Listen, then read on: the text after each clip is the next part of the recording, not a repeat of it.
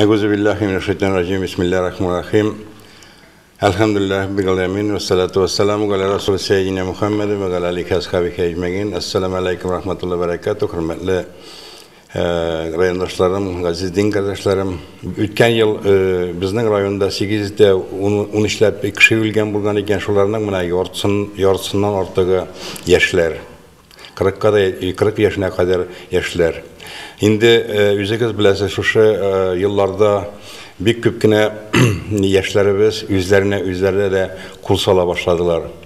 Birer indi ağırlık gelip çıksa ya zoruna itarlardan sikirip bilerler ya üzerine kul salıp asılını bilerler, suga batalar hem de elbette indi mine narkotiklar bilen köpkine narkotiklarını kullanıp da ölüp giteler hem de köpkine orakı içip de köpkine neşlayıp kübütüp yaşlar ölüp gite.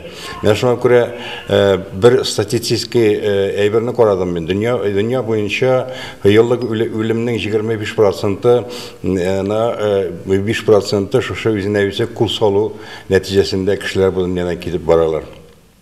Şimdi şunu aytasım ki bu elbette en zor günahlarının birisi.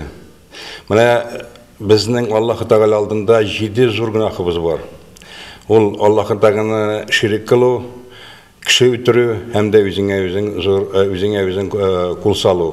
Mana bu günahlar özüne kul salı ol kişi ötürü günahısı bilen bir tegiz. Şuna göre cemaat Kur'an-ı Kerim'de de Allah Subhanahu ve Teala ayette ama ya'ellezî amanu tatma'inu kulubihim bi zikrillahi ala bi zikrillahi tatma'inum kulubdi. İman getirgen kişilerin yürekleri de Allah'ını tanı bilen tinchlanırlardı. Çünkü yürekler Allah'ını tanı bilen gene tinçlana alalardı.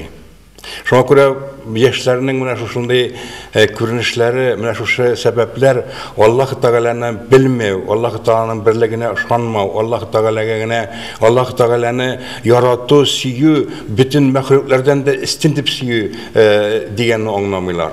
Allah Subhanahu Teala Kur'an-ı Kerim'in Tevbe suresinin 24. ayetinde ayette eğer de kişi de özünün ata-anasın, balasın, hatının, kardeşlerin, malların hem de sevdelerin Allah-u Teala'dan da artık yaratsa o kişi de cezaga tartılırdı.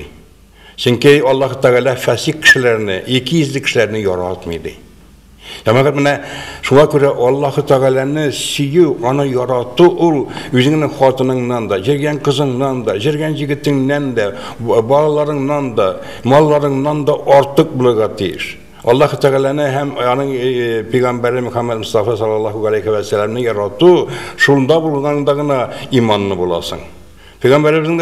Peygamberimizin de hadisleri büyük ki buna bu soruda. Olayda Allah-u Teala'nın da yaratkan kişine, ana kübütüp yaratkan kişine iman getirgen bulup sanırlardı.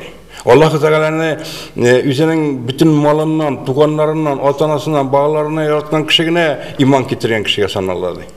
Sonra kuracağım eğer de bizim yaşlarımız yaş vakittanık Allah'ın birliğine, varlığına ışanıp, Allah'tan da artık siyu buluğun güzelliğini getirmeseler, mındıkalara ekilmezleriydi.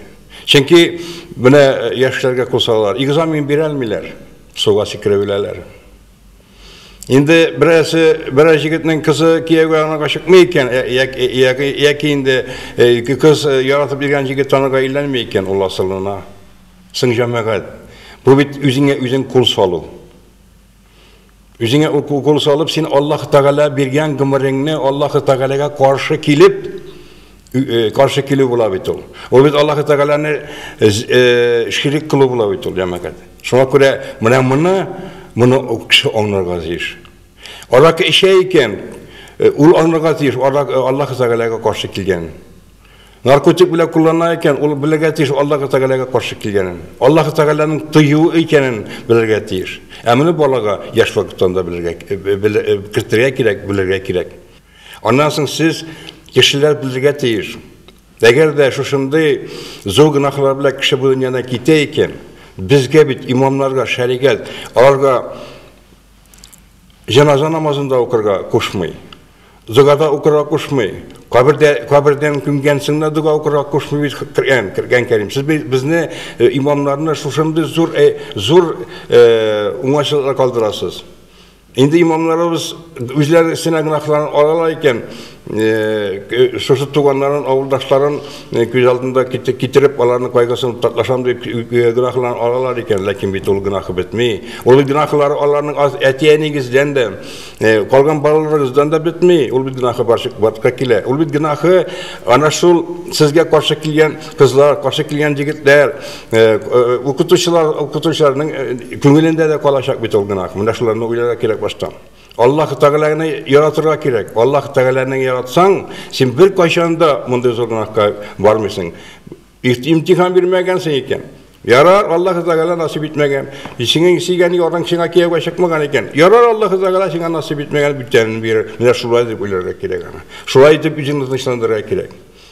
Mine şuna göre Allah Teala'nı hem yanın peygamberin için köngülünden bütün mehluklara karaganda, bütün dünyaya karaganda yaratıp, bütün yeragın bile Allah Teala'ga zikir kılıp, bütün dünyanın bile ibadet kılıp, hem de Allah Teala'nın koşkanlarına ütep, sıyganlarından tıyılıp yaşasan bu dünyada bäxetli bulasın. Hem de sana varlık avlıklarda kıyın bulmayacak.